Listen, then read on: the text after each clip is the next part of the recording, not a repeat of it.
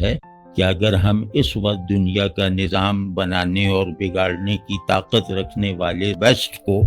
اچھا کہہ سکیں، انسانیت کی سطح پر اچھا کہہ سکیں، انہیں انسانیت کا حقیقی نگہبان کہہ سکیں، یا ان کو انہی کے بنائے ہوئے معیارات پر پرکھ سکیں، تو دنیا میں تاریخ میں اتنے بڑے نفاق کا ظہور کبھی نہیں ہوا جتنے بڑے نفاق کا مظاہرہ ویسٹ نے 2023 سے کر رکھا ہے۔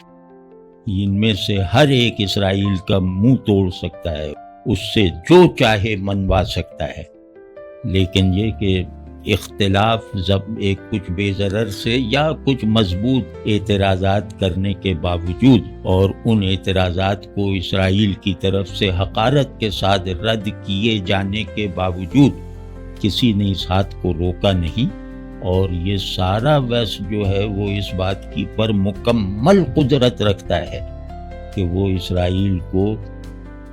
ڈنک مارنے والے بچھو سے بدل کر پاؤں تلے آنے والی چیونٹی بنا دے،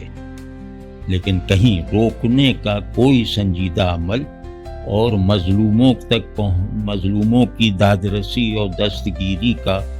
کوئی مؤثر عمل ان اقوام سے ذرہ برابر ظاہر نہیں ہو رہا۔ یہ جو اچھائی بھی کر رہے ہیں یہ شر کو مضبوط کرنے کے لیے کر رہے ہیں۔ اس وقت ویسٹ کا خیر دنیا کا سب سے بڑا شر ہے باقی دنیا کے لیے، تو کون ہے جو نہیں، کون اس دھوکے میں آئے گا کہ انہوں نے ناکہ بندی کر رکھی، یہ بیچارے باہر بیٹھے ہیں سامان لے کے۔ ارے ایک کھڑا ہو جائے کہ ہم جائیں گے، کر لو جو کرنا ہے، تو اسرائیل کی یہ مجال ہے کہ وہ فرانس کو روک لے، اٹلی کو روک لے، مطلب یہ نسبتاً چھوٹی طاقتیں، یا ہماری بے حسی ہے کہ وہ سعودی عرب کو روک لے، وہ مصر کو روک لے، یہ داخل ہوں اگر امدادی سامان لے کر، تو خیر ان کا معاملہ دوسرا ہے۔ وہاں یہ رونا کہ 2 مہینے سے ناکہ بندی کی ہے، بھوک سے بچے مر رہے ہیں، اور بہت جیسے وہ افسردہ لہجے میں تبصرے کیے جا رہے ہیں، اور بالکل جیسے ایک مؤدبانہ سرگوشی کی طرح اسرائیل سے درخواست کی جا رہی ہے کہ آپ یہ رویہ بدلیں، تو یہ رویہ کسی بھی غیر مغربی یا سرمایہ دارانہ طاقت کے حصار سے باہر طاقت حاصل کر لینے والی کسی بھی ریاست کو اختیار کرنے کی اجازت نہیں دی جا سکتی تھی۔ اب تک وہ صفحہ ہستی سے مٹا دینے والی بمباری ہو چکی ہوتی، تو اسے کیا کیا، اسے آنکھ مار کے منع کیا جا رہا ہے۔ اس میں منع کرنے کا انداز ایسا ہے جیسے شہ دی جا رہی ہے، تو مطلب کوئی اندھا ہی ہوگا جو اس دو روئی اور اس نفاق یعنی ابلیس کا ادریس کا روپ بھر لینا